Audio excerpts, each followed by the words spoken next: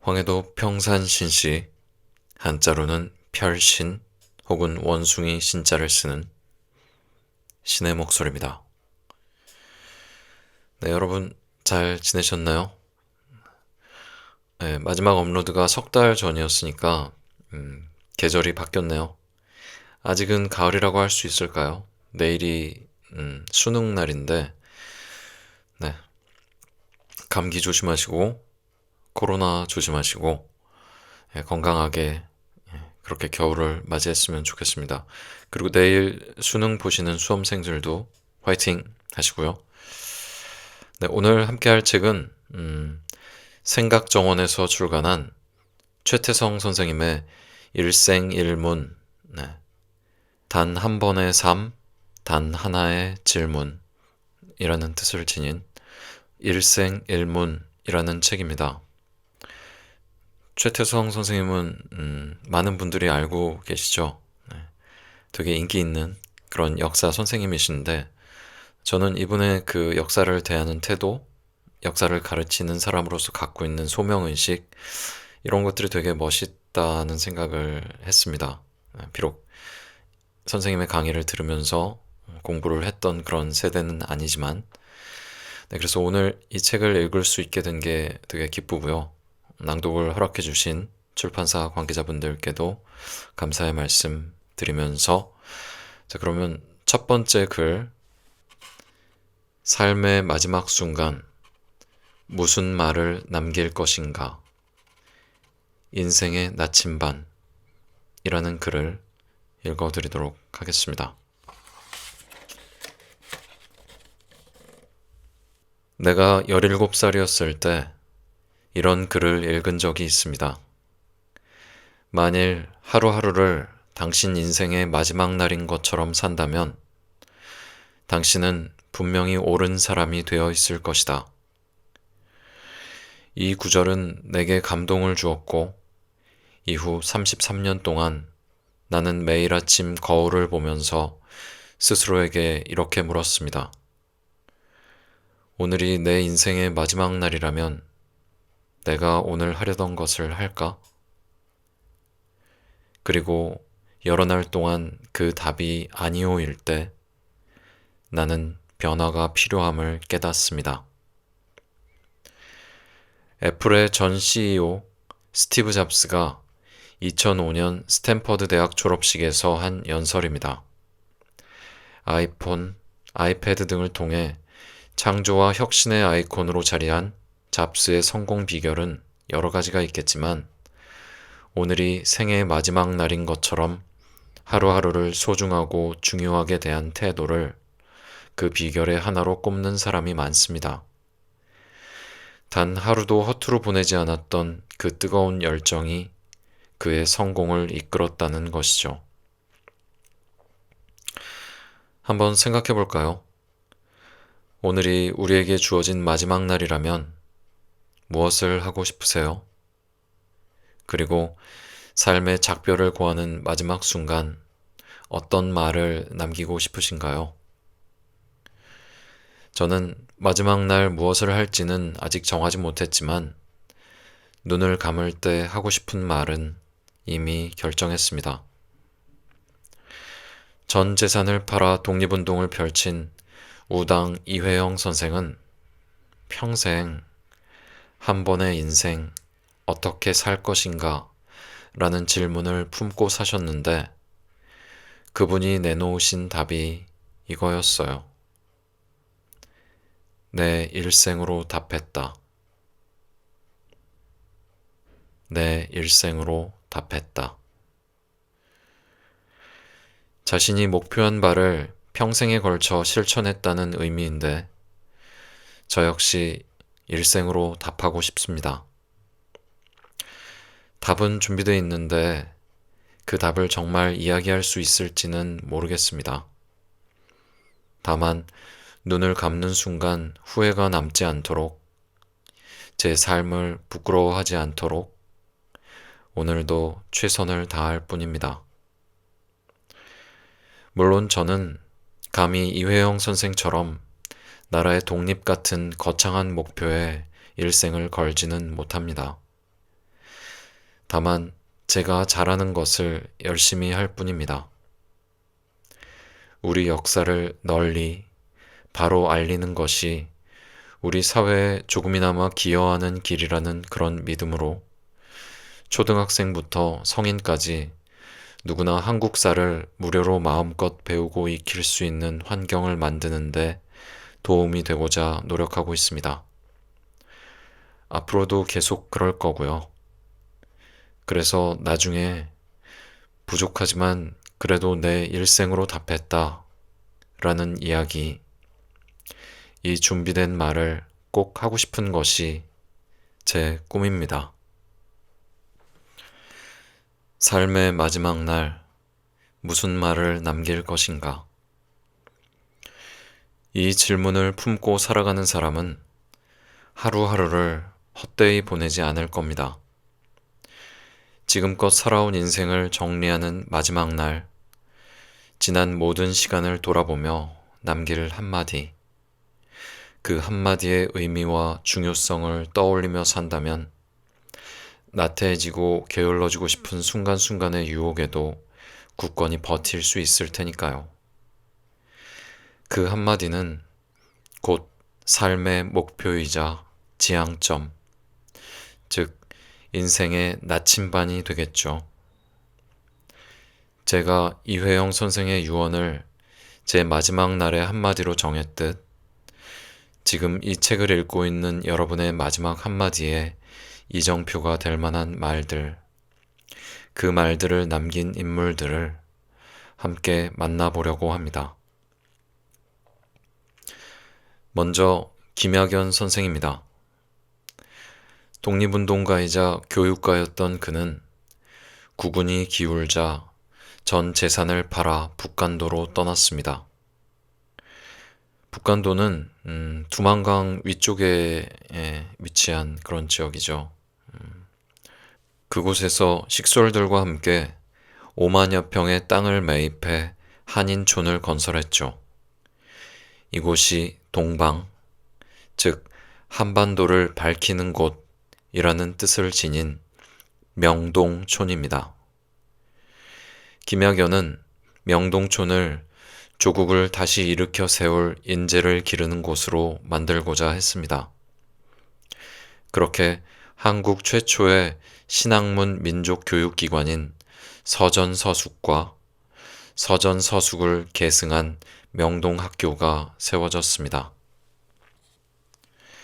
이 학교의 수업은 말하기와 글쓰기가 핵심이었는데 글과 말에 반드시 애국과 독립이라는 두 단어가 들어가야 점수를 받을 수 있었다고 합니다. 독립을 위한 인재 양성이라는 명확한 교육 목표가 드러나는 부분이죠. 토론과 강의에서 다루는 주제 역시 심도 있었습니다. 자유가 중요한가? 돈이 중요한가? 시대가 영웅을 낳는가? 아니면 영웅이 시대를 만드는가? 같은 주제들을 함께 고민하면서 역사적 소양을 갖춘 독립투사들을 키워냈다고 합니다. 이렇듯 명동학교는 개교 후 17년간 수많은 애국 청년을 길러냈는데 안타깝게도 날로 거세지는 일제의 탄압에 결국 문을 닫게 됩니다. 그때까지 배출한 졸업생이 1000명 정도였는데 거기서 정말 많은 인재가 쏟아져 나왔죠. 대표적인 인물이 나라 잃은 민족의 애환을 다루며 많은 사람의 눈물을 쏙 빼놓은 민족영화 아리랑을 만든 감독 나온규, 너무나 유명한 저항시인 윤동주 등입니다. 명동학교는 교육이나 학교가 왜 중요한지, 학교와 교육이 어떤 의식을 담고 있어야 하는지를 극명하게 보여주는 사례라 할 수 있습니다. 이처럼 평생 인재 양성에 힘쓴 민족교육자 김학연, 그가 눈을 감는 순간 제자들이 유언을 부탁하자 이렇게 말했다고 합니다. 내 모든 행동이 곧 나의 유언이다. 내가 어떻게 살아왔는지 너희들은 이미 다 보지 않았느냐? 그 행동대로 하면 된다. 라는 의미였을 겁니다.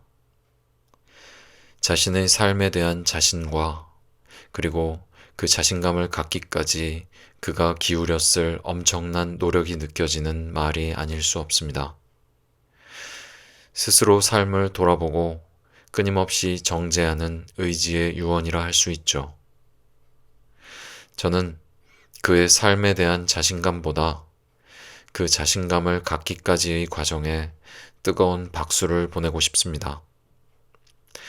평생 자신의 뜻을 지키고 펼친 과정이 얼마나 고되고 힘겨웠을지 짐작조차 할 수 없기에 절로 고개가 숙여질 따름입니다.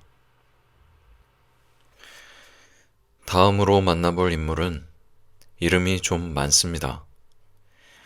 김창함, 김창수, 김두호, 원종, 김두래, 장진구, 장진.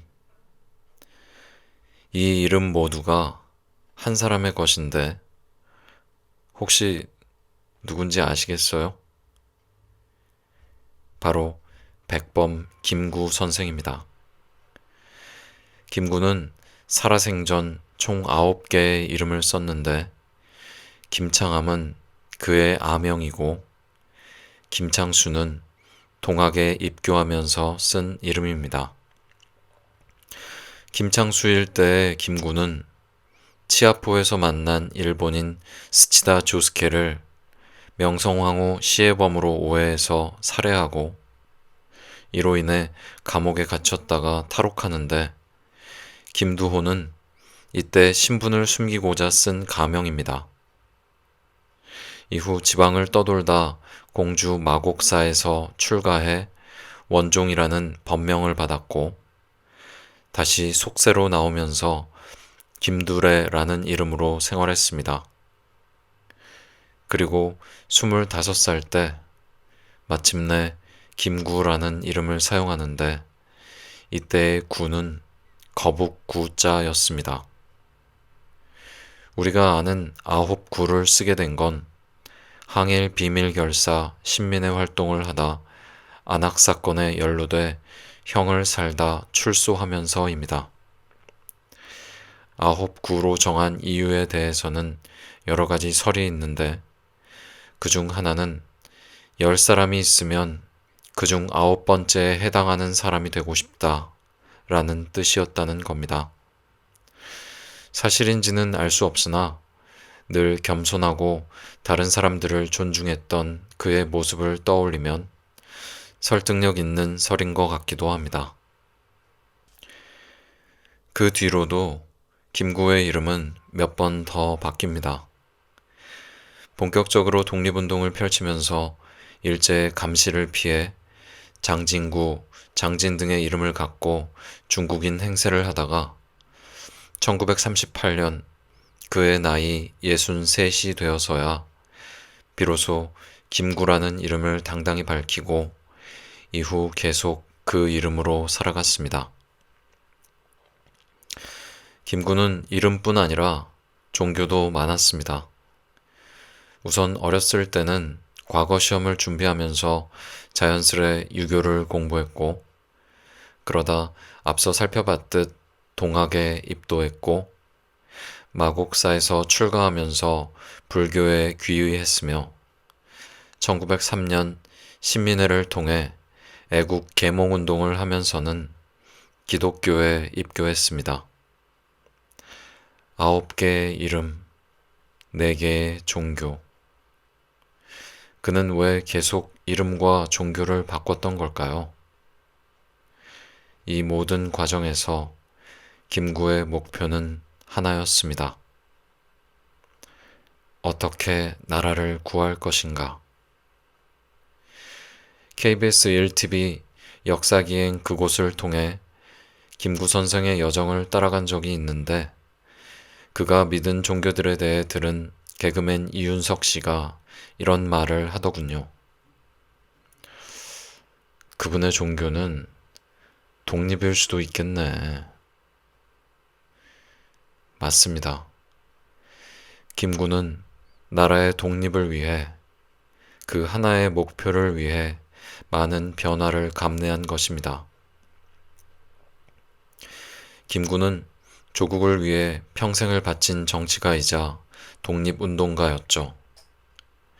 한인 애국단을 조직해 이봉창과 윤봉길의 의거를 지휘했고 대한민국 임시정부 주석이 된 후에는 한국 광복군을 창설하고 대일항전을 이끈 장본인이기도 하죠. 그의 유언은 따로 전해지지 않습니다만 대신 그가 유언이자 자서전으로 써내려간 책 백범일지가 남아 있습니다. 이 책에서 그는 조국에 대한 간절함을 이렇게 표현합니다. 네 소원이 무엇이냐? 하고 하느님이 내게 물으시면 나는 서슴지 않고 내 소원은 대한독립이요. 대답할 것이다. 그 다음 소원은 무엇이냐? 하면 나는 또 우리나라의 독립이요. 할 것이요. 또 그 다음 소원이 무엇이냐? 하는 세 번째 물음에도 나는 더욱 소리를 높여 나의 소원은 우리나라 대한의 완전한 자주 독립이요. 하고 대답할 것이다. 우리가 매일 일상을 영위하는 대한민국. 우리에게 이 대한민국은 어떤 의미일까요? 공기와도 같이 그저 늘 존재하는 나라? 우리에겐 당연한 이 나라가 누군가에겐 온 생을 다 바쳐서 보고 싶었던 그리고 살고 싶었던 나라였음을 기억하세요. 김구가 간절하게 바란 독립된 나라에 지금 우리가 살고 있다는 사실을 말입니다. 그렇다면 김구는 구체적으로 어떤 나라를 꿈꾸며 첫째도, 둘째도, 셋째도 소원은 독립이라고 말했을까요? 거기에 대해 김구는 또 이렇게 답합니다. 정말 제 가슴에 와닿은 김구가 꿈꿨던 나라는 바로 이런 나라입니다. 나는 우리나라가 세계에서 가장 아름다운 나라가 되기를 원한다. 가장 부강한 나라가 되기를 원하는 것은 아니다.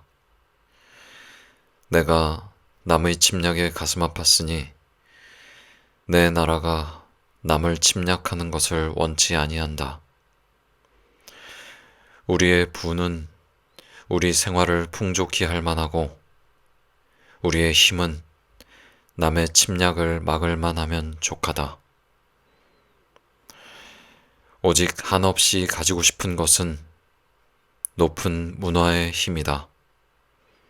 문화의 힘은 우리 자신을 행복하게 하고 나아가서 남에게도 행복을 주기 때문이다. 백범일지 중에서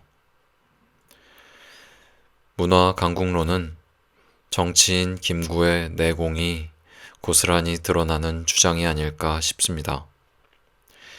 지금 우리 대한민국이 나아가야 할 방향이 바로 문화 대한민국일 텐데 김구는 이미 과거에 이를 정확하게 짚어내고 있었던 겁니다. 시대를 뛰어넘는 해안과 통찰. 그래서 백범 김구는 지금까지도 우리와 함께 있는 인물이며 그의 꿈은 현재 진행형이라 하겠습니다. 그의 말과 생각이 여전히 우리 가슴 속에, 우리 머릿속에 생생히 살아있는 것이죠. 내가 떠난 후에도 나의 말이, 나의 생각이, 나의 행동이 계속 살아 움직인다는 것. 얼마나 대단한 일인가요? 다르게 생각하면 그만큼 무서운 일이기도 합니다. 나라는 사람은 사라져도 나의 말, 생각, 행동은 사라지지 않는다는 것 말입니다. 우리가 이 사실만 잊지 않는다면 분명히 좀 더 옳은 판단을 하고 좀 더 현명한 결정을 내릴 수 있지 않을까요? 또한 우리 모두가 오늘이 마지막 날인 것처럼 살아간다면 내가 남길 마지막 한마디를 늘 기억하며 살아간다면 어느 마지막 날이 조금은 덜 두렵지 않을까요?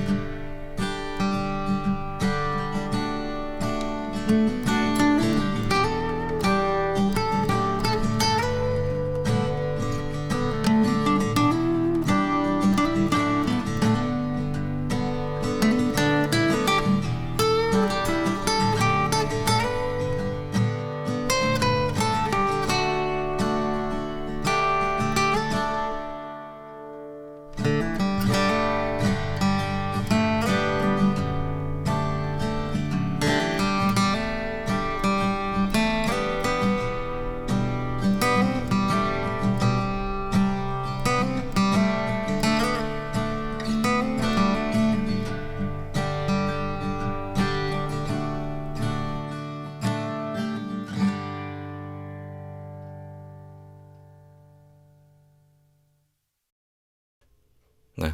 다음은 일생일문 네 번째 질문. 어떻게 원하는 것을 얻는가? 그래도의 힘. 이라는 글을 읽어드리도록 하겠습니다. 이야기를 시작하기에 앞서 잠시 그림 두 점을 감상하겠습니다. 어디서 많이 본 것 같은 그림 아닌가요? 지갑에 5,000원 지폐가 있다면 바로 확인해 보세요. 5,000원 지폐 뒷면에 들어간 수박과 여치, 맨드라미와 개구리 그림입니다. 그럼 이 그림을 그린 화가는 누구일까요? 역시 지폐와 관련 있는 인물입니다. 바로 우리나라 화폐 중 가장 액수가 큰 5만원 지폐의 주인공 신사임당이 그린 것으로 전해지고 있습니다. 신사임당 하면 현모양처라는 단어부터 떠올리시는 분이 많은데 그 틀에 가두지 않았으면 좋겠습니다. 유교적 관점에서 평가하려는 시도는 사후부터 꾸준히 있었지만 사실 본격적인 현모양처의 대명사가 된 건 근대에 들어서입니다. 1900년대 을사늑약을 전후해서 전개된 애국 계몽운동에는 현모양처라는 이미지가 필요했습니다. 애국 계몽운동의 핵심은 교육으로 실력을 길러 국권 피탈을 막아내자는 것이었는데 교육의 중요성을 강조하려면 아무래도 실제 사례를 들어서 설명해야 사람들이 이해하고 받아들이기 좋았을 테죠. 그래서인지 이때 신사임당을 교육이라는 프레임을 통해 바라보며 아들을 훌륭하게 교육시켜서 키워내고 남편의 공부도 물심양면으로 도운 대표 여성상으로 그려낸 겁니다. 물론 현명한 어머니, 어진 아내였던 것은 맞지만 그보다 더욱 주목할 부분은 신사임당이 조선시대의 아티스트였다는 사실입니다.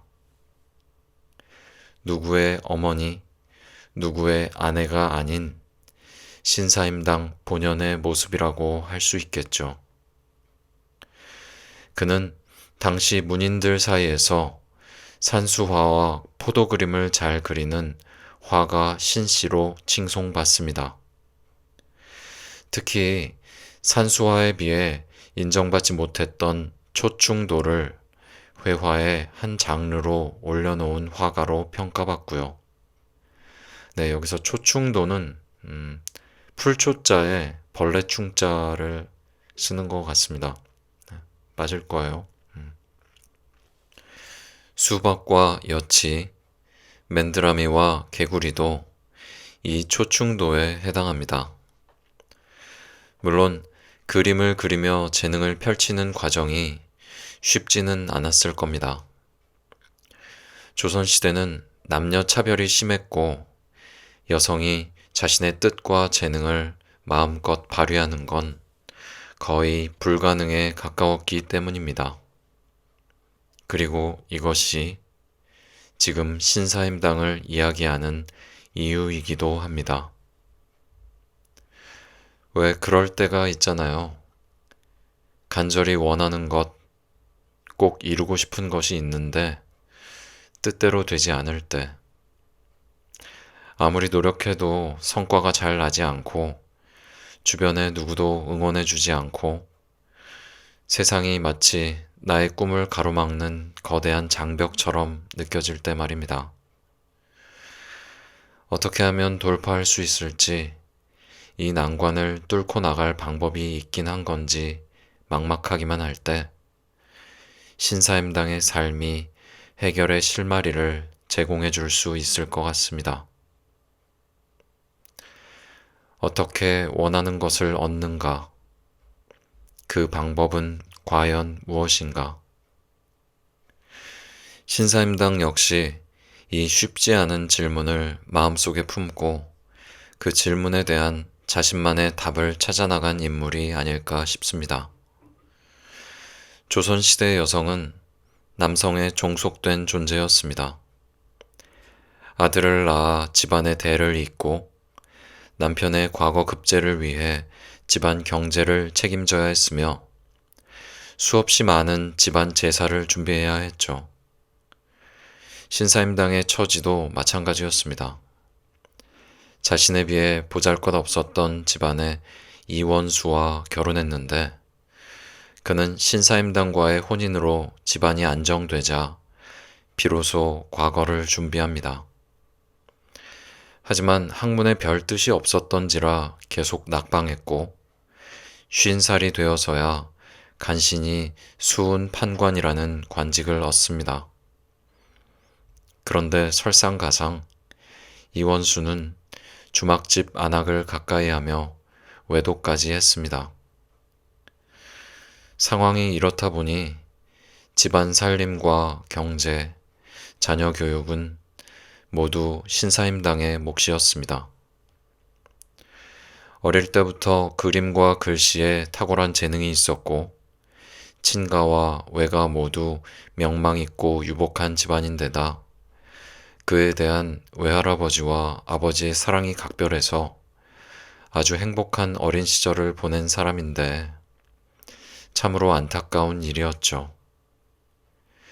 신사임당의 아버지 신명화는 5딸 중 둘째인 신사임당을 굉장히 예뻐해서 사위인 이원수에게 이런 말도 했다고 합니다. 내가 딸을 여러 두었는데 다른 딸들이 비록 집을 떠나 시집을 가더라도 그리워하지 않았는데 그대의 처마는 내 곁에서 떠나보내고 싶지 않았다. 이율곡 선비행장 중에서 이토록 애정이 깊었기에 신사임당의 부모는 딸의 열정을 꺾지 않고 그가 그림 공부에 집중할 수 있도록 물심양면으로 지원했습니다. 그렇게 그림에 대한 재능을 펼치고 꿈을 향해 정진했는데 결혼을 하면서 자신의 꿈은 접어야 했던 거죠. 게다가 능력도 의지도 없는 남편의 뒷바라지를 하면서 집안을 책임져야 했으니 그 심정이 오죽했을까요? 자신이 원하는 것은 하지 못하고 그저 주어진 것만 해나가야 하는 삶. 생각만 해도 막막하고 답답하지만 신사임당은 그 삶에 낙담하거나 굴복하지 않았습니다. 아이를 키우고 집안 살림을 챙기는 그 바쁜 와중에도 붓을 놓지 않았습니다. 고단한 생활 속에서도 틈틈이 시를 적고 그림을 그리는 등 예술 활동을 계속한 것이죠. 신사임당은 자신의 삶을 비관하기보다 묵묵히 집안을 이끌어 나갔고 여러 사회적 제약에도 불구하고 당당하게 자신의 재주를 펼쳐나갔습니다. 그렇습니다. 어떻게 원하는 것을 얻는가에 대해 신사임당이 내린 답은 그래도 계속하는 것이었습니다. 재능을 마음껏 펼칠 수 없는 세상이라 할지라도 자녀 교육과 돈벌이, 집안 살림에 치여 꿈을 위해 쓸 수 있는 시간이 주어지지 않아도 그래도 그는 포기하지 않고 계속했습니다. 그 결과 천재 화가로 칭송을 받을 정도로 뛰어난 작품을 남겼을 뿐 아니라 대학자 율곡 2위까지 길러낸 훌륭한 어머니라는 수식어도 얻었죠. 먹고 사는 것만으로도 벅차서 도무지 시간이 없어서 아무도 도와주지 않아서 이런 그래서를 핑계 삼아 안주하고 포기하려는 우리에게 신사임당은 그래도를 계속하면 얻을 수 있음을, 결국 이룰 수 있음을 알려줍니다. 그래서와 그래도 글자 하나 바꾸었을 뿐인데 세상을 바라보는 관점과 삶을 대하는 태도가 완전히 달라진다는 것이 놀랍지 않으신가요? 사실 성취와 성공에 이르는 길은 거창한 것이 아닐지도 모르겠습니다. 작은 용기, 사소한 변화가 모이고 모여서 커다란 의미를 만들어낸다는 것을 신사임당은 자신의 삶을 통해 보여주고 있습니다. 이런 어머니 밑에서 자라서일까요? 율곡 이이 역시 원하는 것을 얻기 위해 계속 정진하는 삶을 살았습니다. 이이는 조선이 낳은 최고의 천재로 조선시대의 진정한 공신, 공부의 신이라고 할 수 있습니다. 당시 과거 시험은 어렵기로 악명이 높았습니다.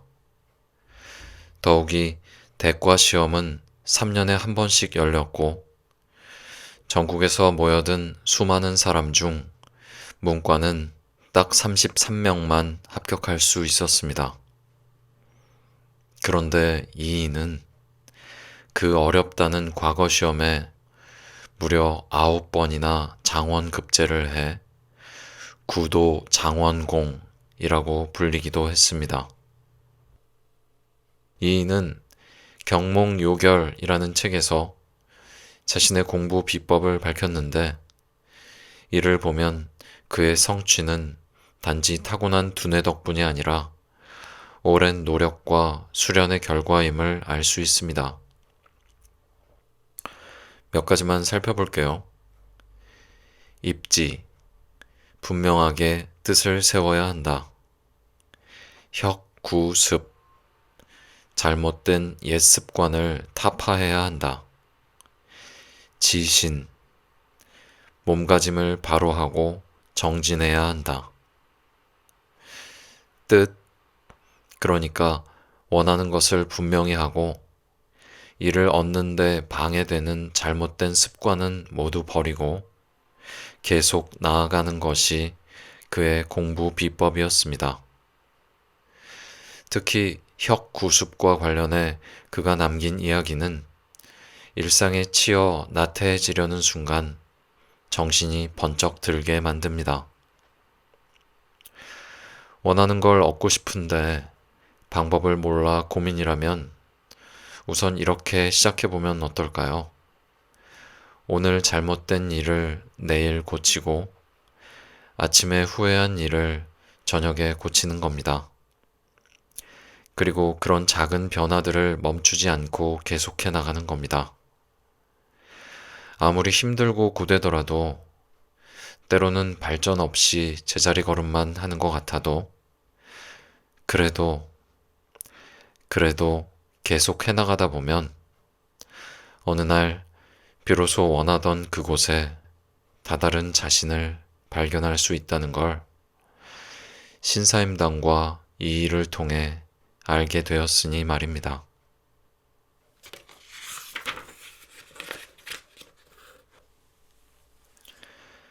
바꾼다는 말은 마땅히 바꾸어야 한다는 뜻이다.